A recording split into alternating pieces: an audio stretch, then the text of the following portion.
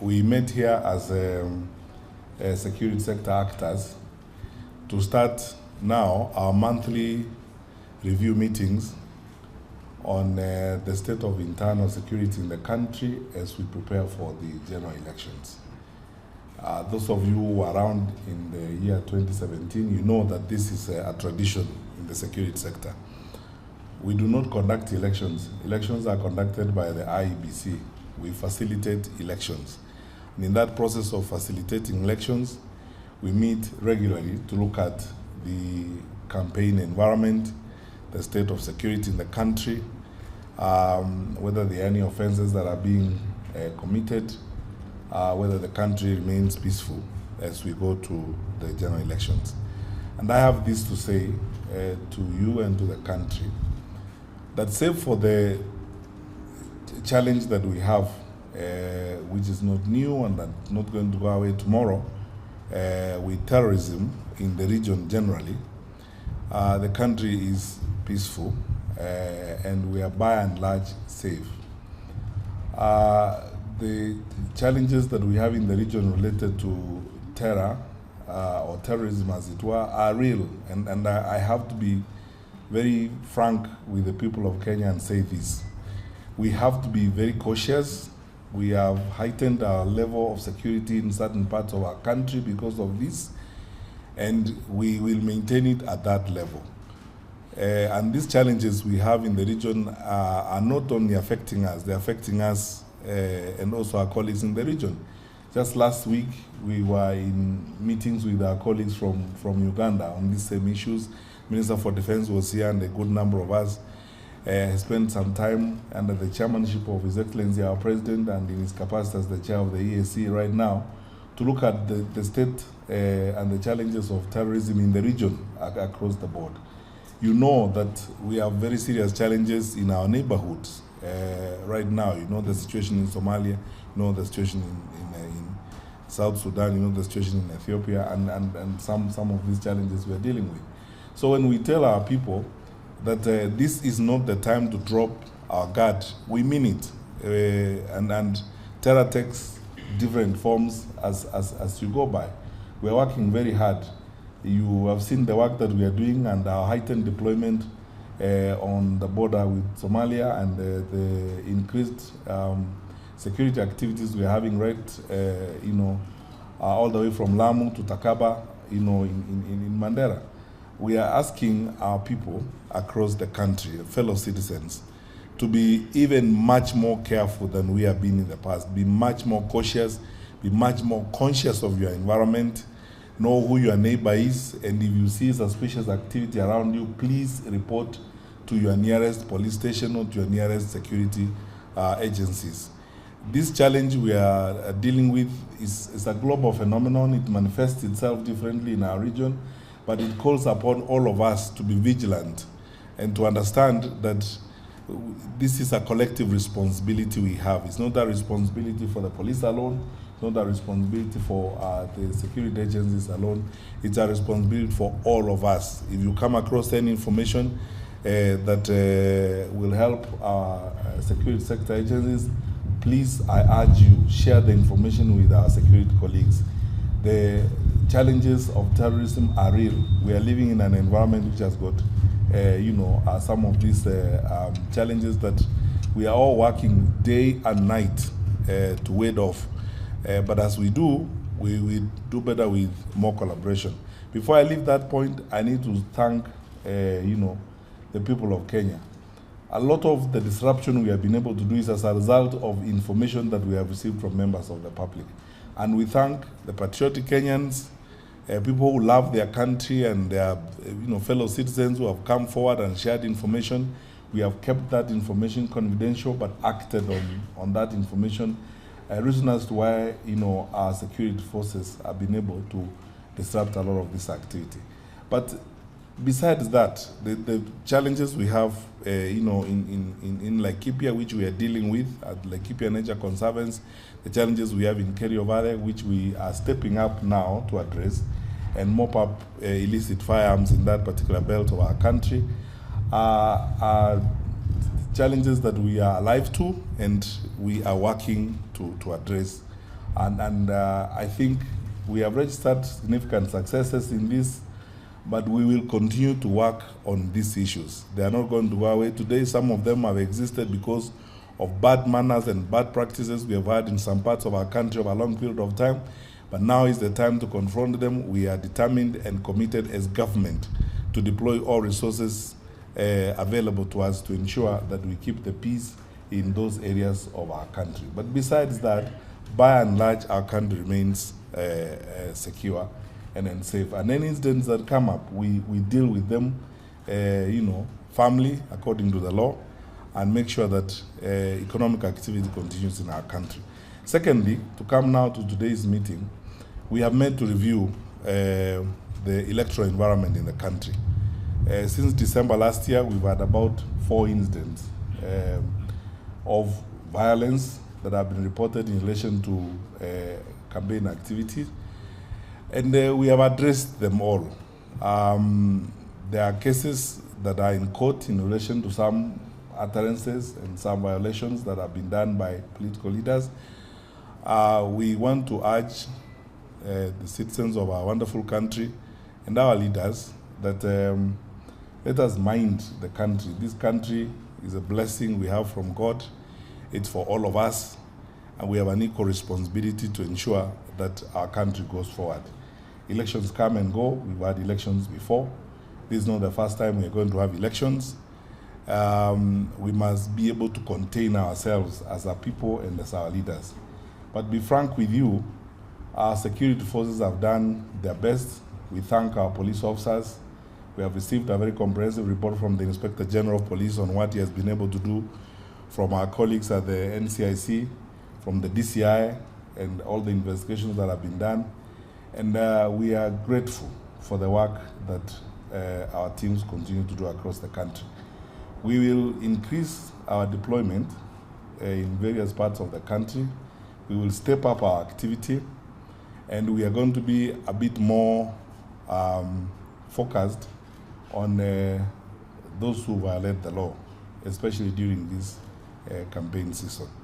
So we urge our leaders, and we want to ask them to be responsible. Frankly, from the discussions we have had this morning, when you analyze the landscape in the country, there is no population-driven challenge.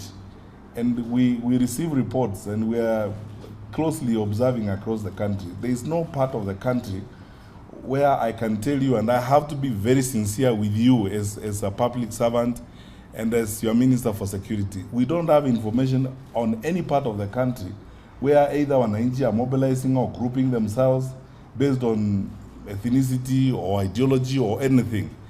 And interestingly, actually, much more than even it has happened in the past, the country is very peaceful. And then you can see clearly that the various political groups that are campaigning, that are out, that have declared interest and are campaigning out there, they are fairly spread across the country. They have acquired support in most of the parts of the country, and therefore we are better off than we have been in the past in terms of the public's response and attitude towards the campaigning and the electioneering period. What is frustrating us, that we have to be very frank also and say, is the behavior of some of our political leaders. One, the endemic false promising that is happening around the country, the incredible amount of bribing that is going on, bribing groups of people, ferrying young groups of people and bribing them in the process, and sometimes mismanaging those organizations and causing conflicts amongst groups of people. That is the phenomenon we are seeing around here. There's nothing to worry us from a security point of view. So if political leaders refrained from some of those criminal activities, we would not have anything to worry about. Wananchi have no problem at all. We haven't seen or received any complaints about Wananchi ganging up because of this or that or the other. The country remains safe. Our people continue to conduct themselves well until, of course, they are mobilized and bribed or promised money or told things that never come to pass, and then conflicts begin to spiral in that kind of manner. We will continue to be vigilant. Finally, we have agreed again today, we have fine-tuned our collaboration. We are going to have a multi-agency framework of collaboration. We will work effectively with the independent officers. We have taken counsel on what we need to do, and we respect the independent officers, the office of the DPP, for example, and even NCIC, and we will continue to do our work. We are going to be more present in public meetings and in campaign rallies. We will have more of our officers, whether they are from NCIC or from the DCI, embedded in some of this political activity, so that we not only detect crime when it's committed, but we are also able to document the evidence that we need to support prosecution. Because we are going to ensure that law and order is kept as we move forward. So that's all I can say for now. So our monthly report for January is that we don't have more than 4 incidents that we can report that are related to election campaigns that have happened. In one of them, the incident that happened in Busia, we have a suspect in court. In the other 3 incidents, the groups that are involved are the ones that bribed supporters and ferried supporters, different groups of the same political grouping, and then they fought or had a conflict as a result of their bribing. It's not the job of police officers to mediate bribery contracts, and it's not the job of police officers to follow up false promises made by politicians and mediate conflicts arising from those false promises and so on. It's upon political leaders to conduct themselves decently and manage their affairs effectively. That's all I can say for now. There are claims that have been made recently by one political group listing incidents where they claim that they have been violated. We don't have a single report in any of our police stations. The Inspector General is here, of any of those incidents that they list there. I know that sometimes we are dealing with the case of the death of decency, the conduct of political affairs in our country, but we ask our political leaders also to be a bit more decent and responsible, because they are as responsible for this country as we are ourselves. We have one country, this is our only home on earth. We cannot hope to destroy it in the process of seeking political power. Let's not harass our people for no apparent reason. Finally, I reiterate a position that was taken by His Excellency the President and Commander-in-Chief, that we urge our security forces and our colleagues in the security sector across the country to continue doing their work firmly, without fear or favor. I'll talk more about this when we meet our security teams later in the week, on Thursday, for our planning for the year, that we are here to ensure that law and order is maintained. Our officers should never be intimidated by anything, and they should not be cowed by political sentiments. Likewise, I ask our political leaders to respect public servants. We are not politicians, and we don't want to be dragged to a political streets. And therefore, attacking public officers who do not have a platform to defend themselves is both immoral, irresponsible, and reckless on the part of political leaders. Because if you go to a public meeting and attack a county commissioner or a regional commissioner who doesn't have a platform to come and explain that what you're actually talking about are just lies, so you are the only one who has the opportunity to keep lying about public officers, because they will never come back to explain to the public that they're being lied about. It's not fair. It has never happened in our country before. Very finally, our country has been together and we have been successful to keep the peace in our country because most of our political leaders have behaved responsibly. I want to request those who are working so hard to lower the standards of political leadership in our country to spare us that. We have had elections before, people have contested elections and they have not torn the country apart. They have not attacked public servants and dragged public servants to the political arena and so on. Let's maintain that and do what we need to do as we go along.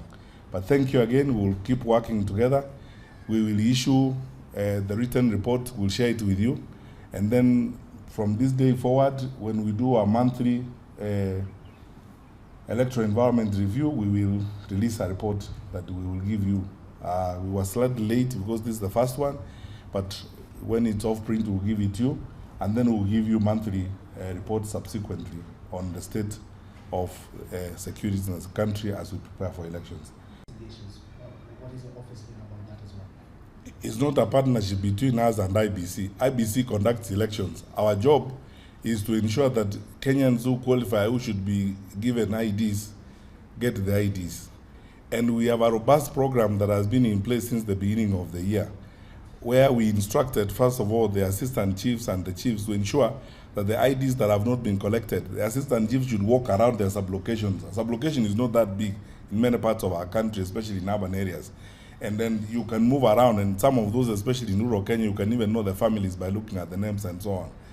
We are doing everything we can. All our registration bureau, our National Registration Bureau staff, they are all on duty and they are out. And we have agreed that we are working, almost 24/7 to ensure that every Kenyan who needs an ID gets an ID so that they can get a voter's card. So our part in that exercise is to ensure that those who require IDs get them. And I think we are doing well. From the reports we are getting from the ground, from our county commissioners and the teams in the field, is that the exercise of registration has gone on very well. The uptake on the IDs that have not been collected has gone very well. I don't have powers, and the law does not allow me to comment on voter registration because that is not my responsibility. On the case of Rivayala, as you know, the IG and the DCI sent a special team down there that is working on that matter. As a rule of thumb, when investigations of that magnitude are going on, we don't offer sideline commentaries while that is going on. It's a very unique occurrence, as it were, and I need to clarify so that you, our colleagues, understand that, it's not as if 19 bodies were found at once. The calculation is that over several months, we have cumulatively had a number of nearly about 19 or so bodies picked from that place.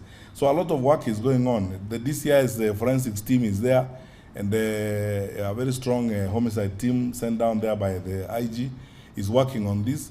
I'll be patient and wait for the report from that team and the IG when that work has been complete.